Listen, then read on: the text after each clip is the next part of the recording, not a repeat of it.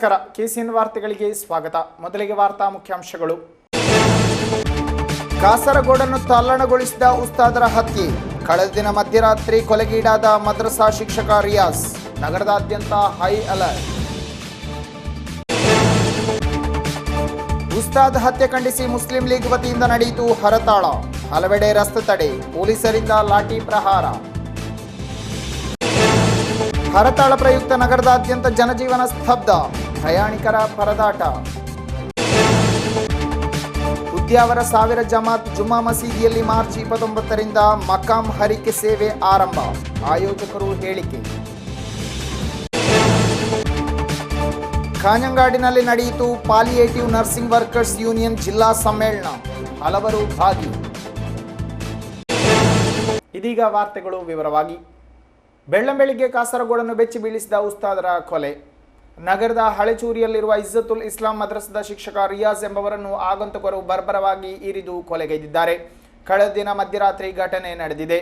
ಬೈಕಿನಲ್ಲಿ ಆಗಮಿಸಿದ ಇರುವರ ತಂಡ ಕೃತ್ಯ ನಡೆಸಿರಬಹುದೆಂದು ಶಂಕಿಸಲಾಗಿದ್ದು, ಆರೋಪಿಗಳ ಬಂಧನಕ್ಕೆ ಬಿರುಸಿನ ಕಾರ್ಯಾಚರಣೆಯನ್ನು ಪೊಲೀಸರು ಮುಂದುವರೆಸಿದ್ದಾರೆ. ಕೊಡಗು ನಿವಾಸಿಯಾಗಿರುವ ಉಸ್ತಾದ್ ರಿಯಾಜರು ಮದ್ರಸಾ ಬಳಿ ಇರುವ ಕೊಠಡಿಯಲ್ಲಿ ತಂಗಿದ್ದರು. ಇಲ್ಲಿ 2 ಕೊಠಡಿಗಳಿದ್ದು, ಒಂದರಲ್ಲಿ ಮಸೀದಿ ಖತೀಬರಾದ ಅಬ್ದುಲ್ ಅಸೀಸ್ ಮುಸ್ಲಿಯಾರ್ ಹಾಗೂ ಇನ್ನೊಂದು ಕೊಠಡಿಯಲ್ಲಿ ರಿಯಾಜರು ಒಳಗೊಂಡಿದ್ದರು.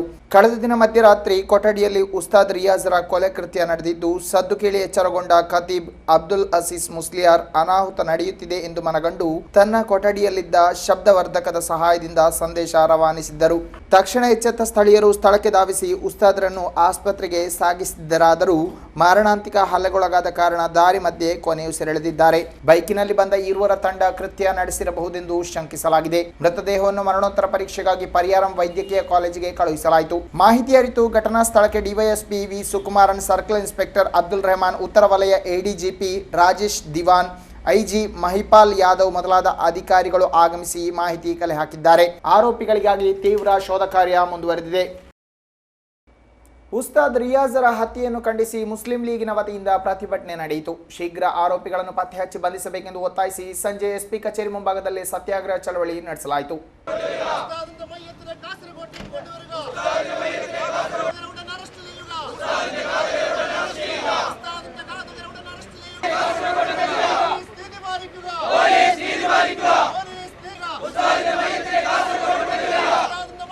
ಉಸ್ತಾದ್ ರಿಯಾಜರ ಹತ್ಯೆ ಸುದ್ದಿ ಮಂಗಳವಾರ ಬೆಳಿಗ್ಗೆ ಕಾಡ್ಗಿಚ್ಚಿನಂತೆ ಹಬ್ಬುತ್ತಿದ್ದಂತೆ ಮುಸ್ಲಿಂ ಲೀಗ್ ಕಾಸರಗೋಡು ವಲಯ ಸಮಿತಿ ಕಾಸರಗೋಡಿನಾದ್ಯಂತ ಹರತಾಳ ಆಚರಿಸಿತು.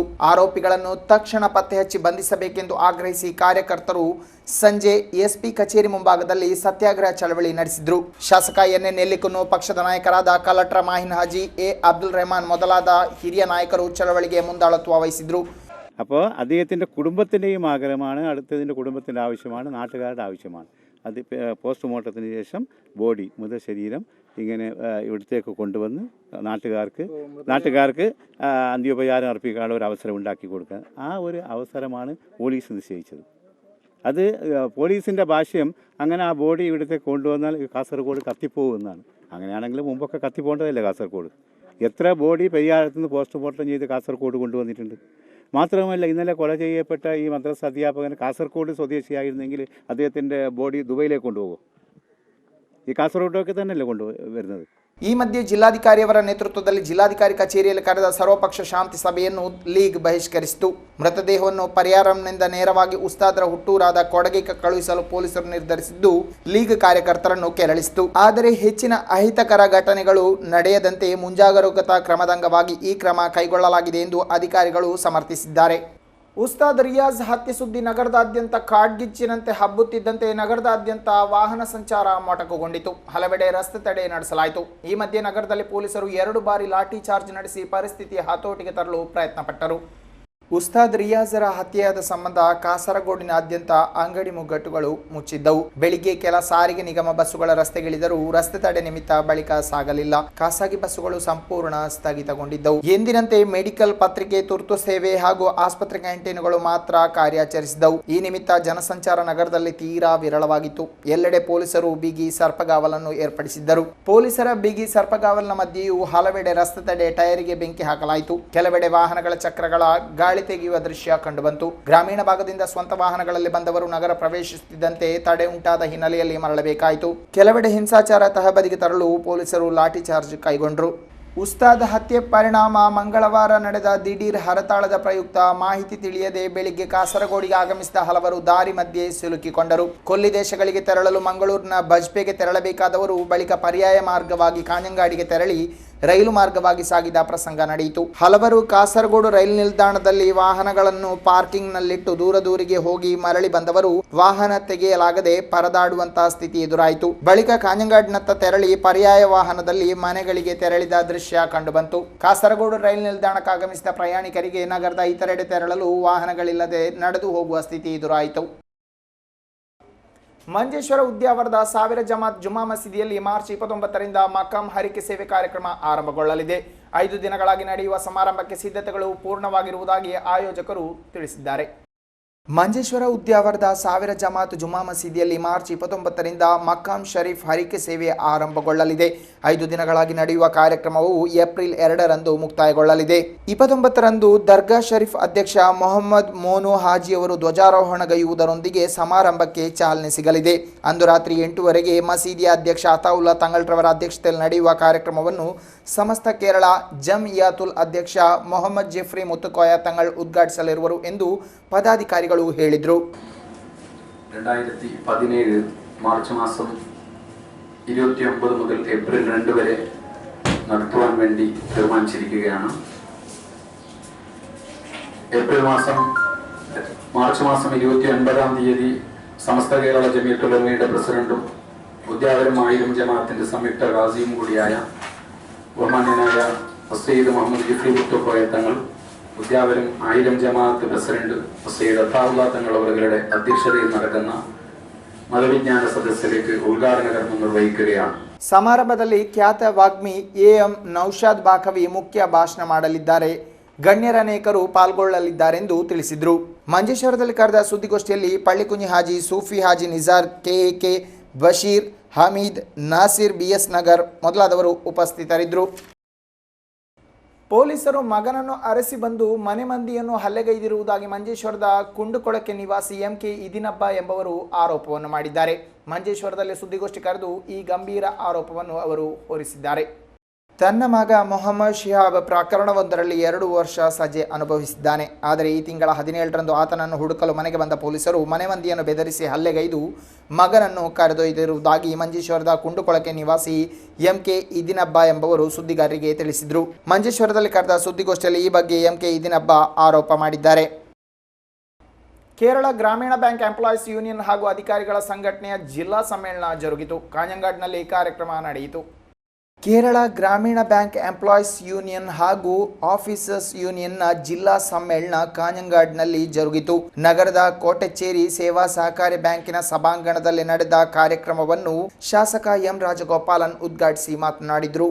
എല്ലാ സന്ദർഭങ്ങളിലും സ്വാതന്ത്ര്യാനന്തര ഇന്ത്യയുടെ ജനാധിപത്യാവകാശങ്ങൾ വെല്ലുവിളിച്ചുകൊണ്ടുള്ള പ്രവർത്തനങ്ങളും നാളിതുവരെ നാം നേടിയെടുത്തിട്ടുള്ള എല്ലാ തരത്തിലുള്ള സ്വാതന്ത്ര്യവും പൗരാവകാശവുമെല്ലാം ഹനിക്കുന്ന രീതിയിലേക്കുള്ള സമീപനമാണ് വിദേശ ശക്തികളുടെ, കോർപ്പറേറ്റ് മൂലധന ശക്തികളുടെ ഇത്തരം കടന്നാക്രമണങ്ങൾക്ക് വേദിയൊരുക്കി കൊടുക്കാനുള്ള ഒരു ശ്രമത്തിലൂടെ ഇന്ത്യ ഗവൺമെൻറ് ഇന്ന് തെളിയിച്ചുകൊണ്ടിരിക്കുന്നത്.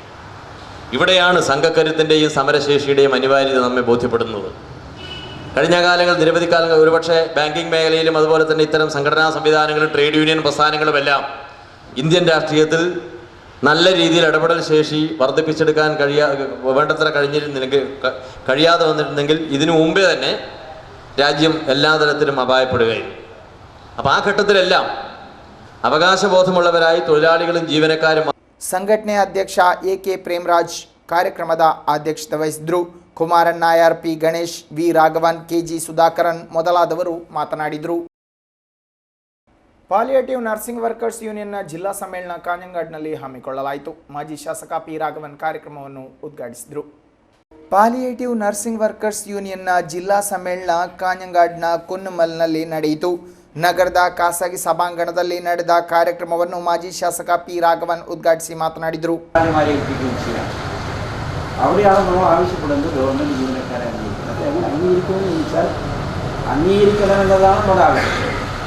ഇപ്പം ഞാൻ നേരത്തെ ജനറൽ സെക്രട്ടറി പറഞ്ഞ കാര്യം 930 കാലഘട്ടത്തിൽ ജിന്നിത്വം അവസാനിപ്പിക്കണമെന്ന മുദ്രാവാക്യം വിളിച്ചവരാണ് ജിമ്മസും അതുപോലുള്ള ആൾക്കാർ. അപ്പോൾ ചോദിച്ചവരുണ്ട്, ഈ മലയോട് കലമറിയാൻ പോയാൽ എന്താവും? കലം മുറിഞ്ഞു അല്ലേ? മലയൊന്നും ആവില്ലല്ലോ. അങ്ങനെയുള്ളതാണ് കേരളത്തിലെ നാടുവാഴിത്വം എന്ന് പറയുന്നത്. അവരോട് കൃഷിക്കാർ സമരം നടത്തിയാൽ എന്താവും എന്ന് ചോദിച്ചവരുണ്ട്. അത് കൃഷിക്കാരൊന്നും ആദ്യം സംഘടനയിലേക്ക് പോകാൻ തയ്യാറായിരുന്നില്ല. പിന്നെയാണ് മെല്ലെ മെല്ലെ കൃഷിക്കാർ സമരം ചെയ്യാൻ വേണ്ടി പോയത്. ಪಾಲಿಯೇಟಿವ್ ನರ್ಸಿಂಗ್ ವರ್ಕರ್ಸ್ ಯೂನಿಯನ್ನ ಜಿಲ್ಲಾಧ್ಯಕ್ಷೆ ಕೆ ಓಮನ ಕಾರ್ಯಕ್ರಮದ ಅಧ್ಯಕ್ಷತೆ ವಹಿಸಿದ್ರು. ವಿ ಪ್ರಸನ್ನಕುಮಾರಿ ವರದಿ ಮಂಡಿಸಿದ್ರು. ವಿಪಿ ಪ್ರೀತಾ ಪುಷ್ಪ ಮೊದಲಾದವರು ಮಾತನಾಡಿದ್ರು. ಹಲವಾರು ಮಂದಿ ಪ್ರತಿನಿಧಿಗಳು ಹಾಗೂ ಸದಸ್ಯರು ಸಮ್ಮೇಳನದಲ್ಲಿ ಭಾಗವಹಿಸಿದ್ರು. ಕೊನೆಗೆ ಮತ್ತೊಮ್ಮೆ ವಾರ್ತೆಗಳ ಮುಖ್ಯಾಂಶಗಳು. ಕಾಸರಗೋಡನ್ನು ತಲ್ಲಣಗೊಳಿಸಿದ ಉಸ್ತಾದರ ಹತ್ಯೆ. ಕಳೆದ ದಿನ ಮಧ್ಯರಾತ್ರಿ ಕೊಲೆಗೀಡಾದ ಮದ್ರಸಾ ಶಿಕ್ಷಕ ರಿಯಾಜ್. ನಗರದಾದ್ಯಂತ ಹೈ ಅಲರ್ಟ್. ಉಸ್ತಾದ್ ಹತ್ಯೆ ಖಂಡಿಸಿ ಮುಸ್ಲಿಂ ಲೀಗ್ ವತಿಯಿಂದ ನಡೆಯಿತು ಹರತಾಳ. ಹಲವೆಡೆ ರಸ್ತೆ ತಡೆ, ಪೊಲೀಸರಿಂದ ಲಾಠಿ ಪ್ರಹಾರ. ಹರತಾಳ ಪ್ರಯುಕ್ತ ನಗರದಾದ್ಯಂತ ಜನಜೀವನ ಸ್ತಬ್ಧ, ಪ್ರಯಾಣಿಕರ ಪರದಾಟ. ಉದ್ಯಾವರ 1000 ಜಮಾತ್ ಜುಮ್ಮಾ ಮಸೀದಿಯಲ್ಲಿ ಮಾರ್ಚ್ 29ರಿಂದ ಮಕಾಂ ಹರಿಕೆ ಸೇವೆ ಆರಂಭ. ಆಯೋಜಕರು ಹೇಳಿಕೆ. ಕಾಞಂಗಾಡಿನಲ್ಲಿ ನಡೆಯಿತು ಪಾಲಿಯೇಟಿವ್ ನರ್ಸಿಂಗ್ ವರ್ಕರ್ಸ್ ಯೂನಿಯನ್ ಜಿಲ್ಲಾ ಸಮ್ಮೇಳನ. ಹಲವರು ಭಾಗಿ. ಇಲ್ಲಿಗೆ ಇಂದಿನ ವಾರ್ತಾ ಪ್ರಸಾರ ಮುಕ್ತಾಯವಾಯಿತು. ಮುಂದಿನ ವಾರ್ತೆಗಳೊಂದಿಗೆ ಮತ್ತೆ ಭೇಟಿಯಾಗೋಣ.